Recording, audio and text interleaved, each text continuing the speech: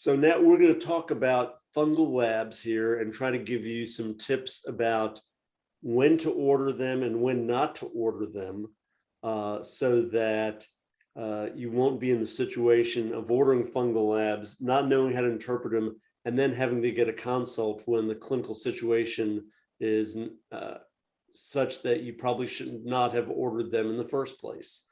So Todd, why don't we start out with betaglucan, because I think that's the big one.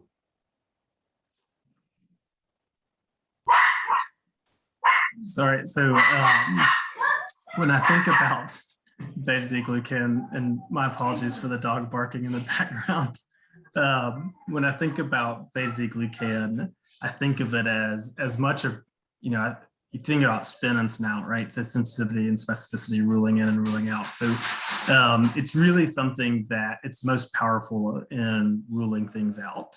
So its sensitivity is really going to be very good. But where it's lacking is in specificity to try and distinguish between different types of fungal infections. The biggest barrier to using it is turnaround time. A lot of labs, I don't know if it's most labs or not, it's a send out test. And so if you're gonna have to wait 3, 5, 7 days to get a result, it's gonna be awfully difficult for it to impact care. Whereas if it runs in-house and you're going to get a 24-hour turnaround, then it can be very helpful. I think where people most often can use it and really take a lot from it is when they're thinking about candidemia or invasive candidiasis, especially in the ICU. You have a patient that's already on antibiotics, is septic, and is not responding to antibacterials, or the culture is negative, or something's not fitting with the natural history. When do you see it inappropriately used? I think in patients on the floor where it's not clear that they're truly at risk for a fungal infection. So fevers that are not clearly defined as to what their cause is, and people just start ordering tests. I think it's one that comes up very often. So you'd want to have a clinical situation that is consistent with the fungal infection. What are the main types of clinical presentations that we should be thinking about a fungal infection? So I think it's different than the ICU. Yeah, and so I think it's going to depend a little bit on which ones you're kind of thinking about. So invasive candidiasis, candidemia, patients with long-term catheters have been in the hospital a long time, intra-abdominal illnesses, especially post-surgical. Pancreatitis comes up a lot, immunocompromise comes up a lot. Having gotten a lot of antibiotics is certainly a risk factor. And I think the other group would be in pneumonia that isn't acting like bacterial pneumonia or viral pneumonia. So you have some unusual feature. Is it extrapulmonary disease? Is it too prolonged of a time course of illness? Is it immunocompromised and they're not responding to antibiotics in the way that you might suspect? Really, it's either something about the patient that raises suspicion that places them at risk for one of these odd and unusual pneumonias, or there's something about their time course and their natural history that doesn't fit with what we typically see with bacterial and viral pneumonias. Gabriella and Natasha, any other questions about betaglucan? I don't think so. I think, oh, go ahead, sorry. Yeah, no, so I was going to say, it is kind of pre-test probability dependent. So if you're using it to rule out fungal infections, it is, because fungi are always going to be among the least likely causes of whatever infectious syndrome you're seeing, right? Most of the time it's going to be bacterial, it's going to be viral. And so your pretest probability is forever low. And so if it's negative, and again, it has good sensitivity, then you can really trust that negative result. If it's positive, then you still kind of, the flip side of that is your post-test probability and predictive value is limited. And you're going to have to keep doing some digging to get a little bit more specific type of test or diagnosis. And I think the other question is, does it perform the same for every candida species? So betaglucan is found in most fungal cell walls. So across all of the candida species, across most molds. A couple of the notable ones that aren't going to be positive. You would not expect crypto to give you a positive beta-D-glucan, and you also wouldn't expect Mucor to give you a positive beta-D-glucan. I think for me, this was really helpful in framing it as a test to only use when you have a suspicion that something is strange about this case. Either they haven't responded to typical therapy, or like in the last case, our patient, her time course wasn't consistent with a typical pneumonia. So I think that helps me know better when to order it versus when someone's decompensating, quickly ordering it for really no good reason. And for me, what this tells me is anytime that I think I might need to call it, order it, I want to call infectious disease first and see what they think. I think it depends. I think if you're thinking about candida, it's common enough that you can just go ahead and order it. If you're thinking about fungal pneumonia, then I'd probably call us and let us see and evaluate the patient first, because we might go quicker to a more specific test. Great. Let's talk about Histo antigen, which were relabeled as Histoblasto antigen, and whether to do serum, whether to do urine, and what situations do you do that in? So I think for this, you're suspecting one of these two pathogens. So usually it's a pneumonia that's not following the typical time course, or there's extrapulmonary disease.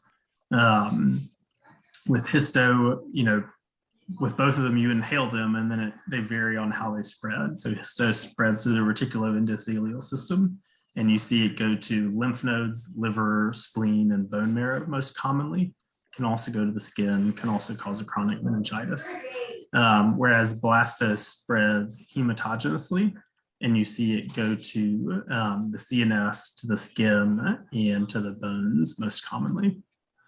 And so you want to be thinking about one of these before sending it. Ideally, there is a histo test, there is a blasto test. Ideally, you send the one that you're suspecting more than the other, but because of their cross-reactivity, in all likelihood, regardless of which one you send, it's going to be positive.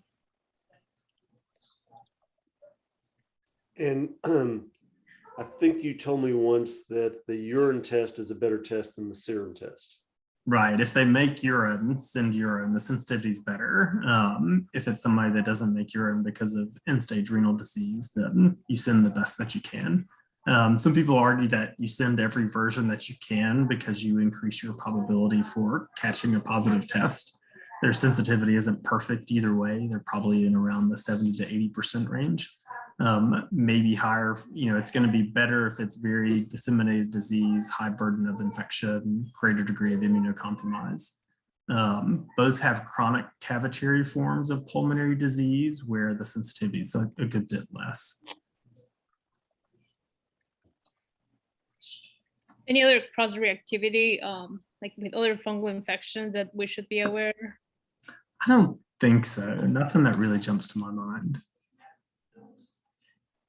And can you just very briefly give us like the typical patient presentation with blasto? I think I've seen a lot of histo in Alabama, but I haven't really seen as much blasto. Certainly. So if you're answering board questions, they're probably going to give you history about excavation or somebody working further up north, like Minnesota, Wisconsin. A favorite risk factor is being around beaver dams. can have a lot of blasto. The pulmonary findings tend to be more mass-like, with potentially with cavitation. When it disseminates to the skin, it tends to be deep nodular and abscess-like. And so a lot of times some of the more memorable blasto cases I've seen, it's people that have worked in like excavation and come in having gotten lots of antibiotics for presumed staph abscesses. And then they come into the ER because none of them are getting better, and they get a chest x-ray and you see cavitary disease. That would be a pretty typical story and patient for blastomyces here. And I assume geography helps you a little bit in this thought process. A bit, I think both of them can be found kind of throughout the eastern two-thirds of the United States. I think what we're realizing over time is that it's not necessarily as geographically restricted as we once thought, or it's just spreading and we're seeing it in more areas that we didn't in the past. And so there have been some good papers recently that have kind of redrawn the maps of all three of the common dimorphic fungi in the US, so Histoblasto and Cocci. Cocci, I think, is a little bit better studied because it's a more widespread public health reportable illness, whereas Histo and Blasto aren't. And so it's not easy to get a full understanding of the burden of disease. Great. So what is this Galatomannan thing? So Galatomannan, or Aspergillus galatomannan, is a component of the cell wall of Aspergillus and other molds. And so if I'm ordering it, then I'm worried about invasive mold disease. And if you're worried about invasive mold disease, you're almost always worried about Aspergillus first and foremost, just because it's the most common. I think, where I prefer to only have the serum be sent is in leukemic patients who've been neutropenic for extended periods of time, and especially once it's gone beyond 2 weeks. Prior to 2 weeks, invasive mold disease is rare. Beyond 2 weeks, and the risk goes up a lot. The sensitivity in that instance is really quite good, at about 70 to 80%, kind of depending on exactly what cutoff you use is positive. In other immunocompromised patient populations, the sensitivity is not as good, but the specificity is about the same. And so it's harder to take a lot from negative tests in thinking about like solid organ transplant patients as a group that's at high risk for invasive mold disease. But the sensitivity is probably closer to 50 to 60%. And if it's negative, does that really help? I think that's probably where I see most of the use of that test that I would prefer not to happen. It's the non-neutropenic immunocompromised that don't necessarily have any imaging findings that make me think of mold disease.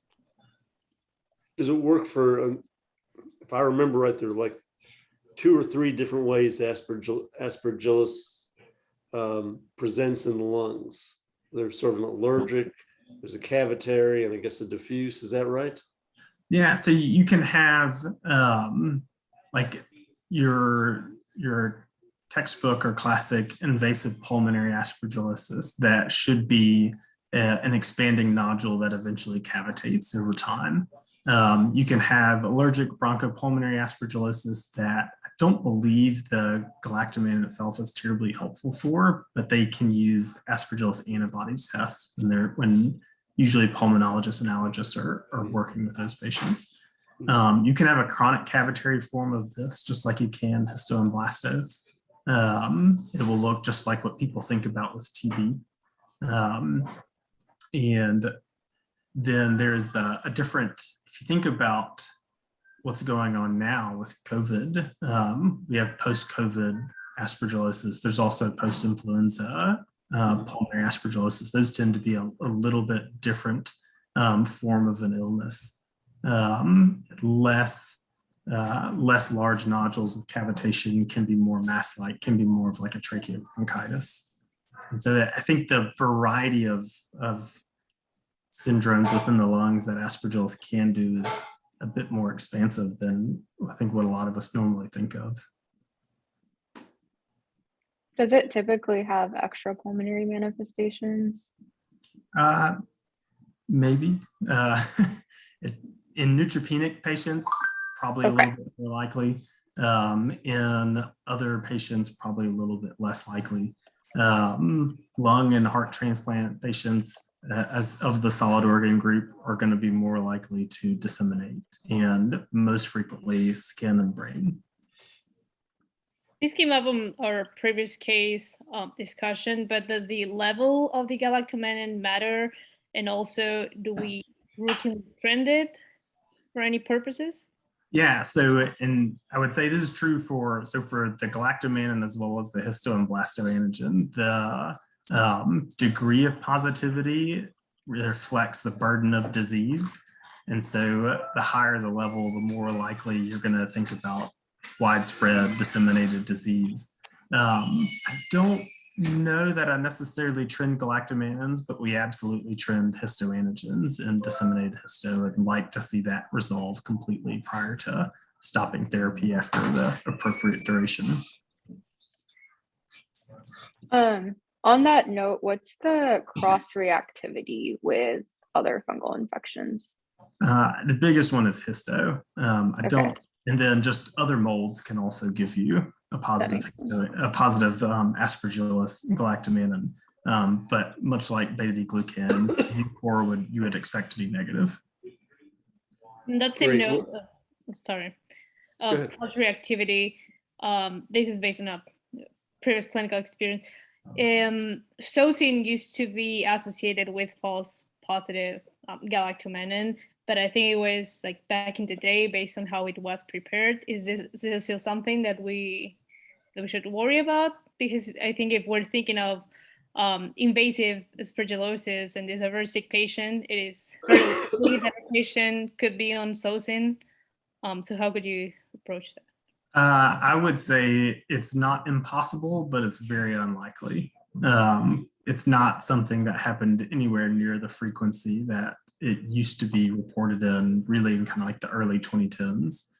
Since about the mid 2010s, it's not very common. And so if it's positive and they're on Zosine, I would still want to sort of investigate the potential for true disease to be there. We've seen all sorts of different beta-lactams give a false positive galactomannan. We saw it once in somebody taking oral penicillin. So it happens still, but it's super rare. And then is there any kind of confirmatory test other than like bronching a patient and getting tissue? No. Or clinical suspicion, really, I guess. There's no confirmatory test. It's more a matter of, is it enough to treat and stop looking for other potential diagnoses? And so when we think about, so the mycosis study group, the European Research Consortium for, can't remember their full definition. So there are guidelines around defining possible, probable, and proven invasive mycoses of all sorts. And those are helpful in kind of thinking about, is my patient at risk? They're really designed for research and clinical and enrolling in clinical trials.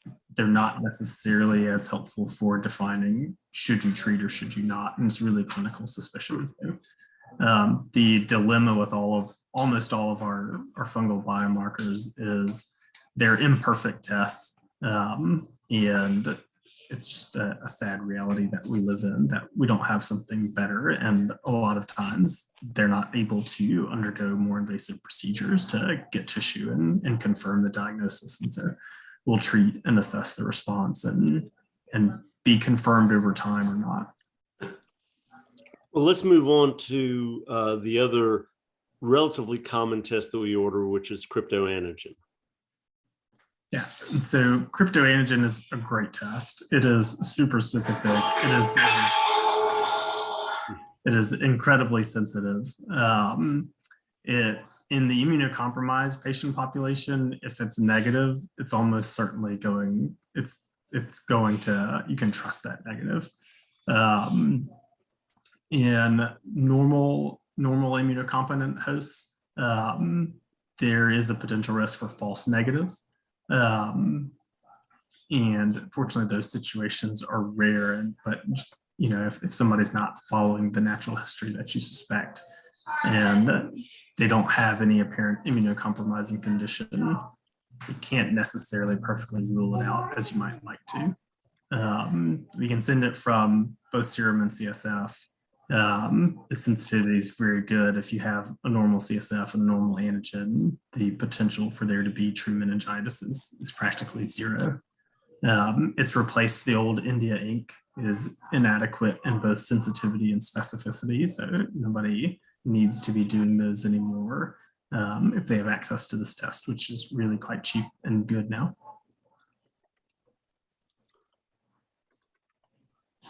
And I know you brought this up earlier, but it can detect both species of Cryptococcus that we see, so both neoformans and gadii.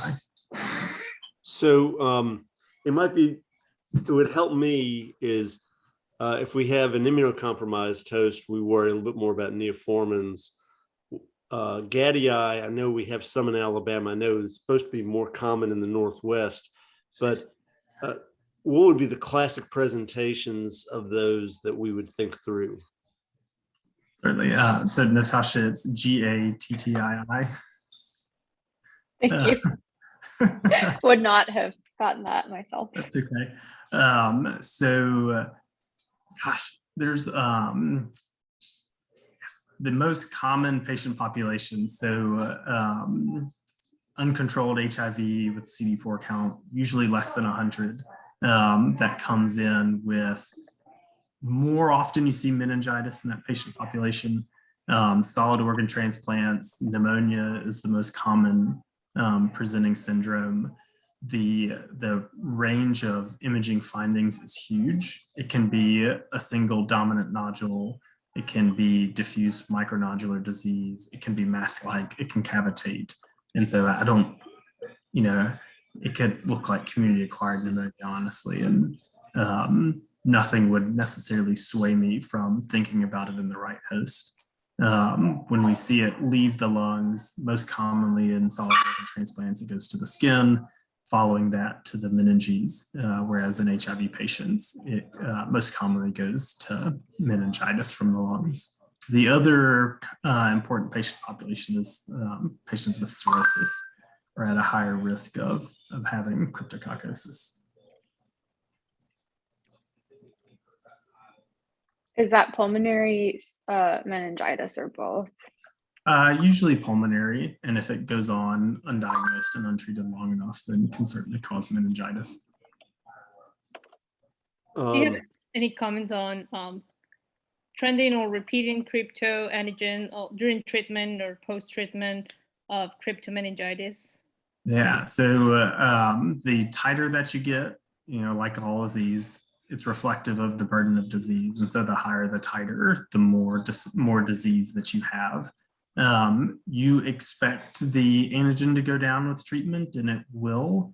It doesn't always clear, even in patients that have completed an appropriate course of therapy and you stop treatment. There are some number of patients that will always have a positive antigen. I used to say we've never seen relapsed Cryptococcus in solid organ transplants, but we had one last year, and so I can't say never anymore. So that's always the never say never lesson learned. And when should we think about gadii?